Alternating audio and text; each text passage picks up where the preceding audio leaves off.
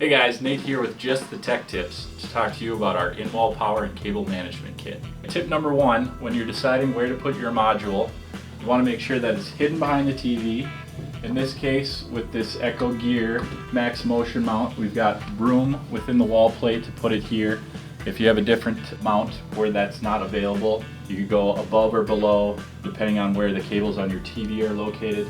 But you're going to want to make sure that it's between the same two studs, because if you put a module here and then a module on the other side of the stud, you're not going to be able to connect them. Alright, so we got our top hole drilled, and when we go down to drill the second one, we're going to make sure that we are on this side of the stud and we're no more than 6 feet from the top hole, because that's how long the cord is.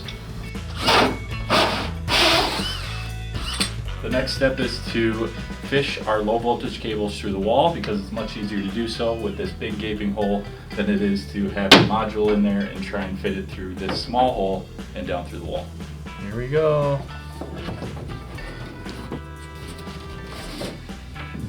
Talk about a hole in one.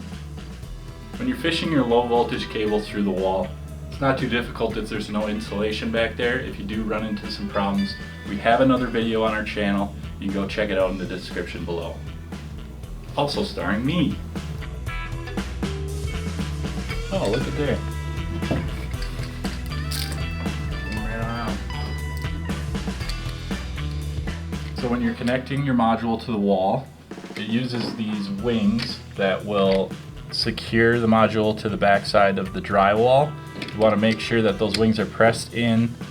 You insert the module into the wall, and then when you're tightening these screws, it's righty-tighty, lefty-loosey. If you go lefty-loosey too much, the wings will fall off and they'll be behind your drywall forever.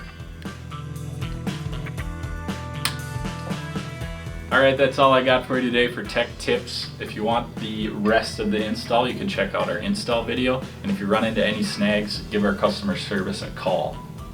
Please. Not me. Call customer service.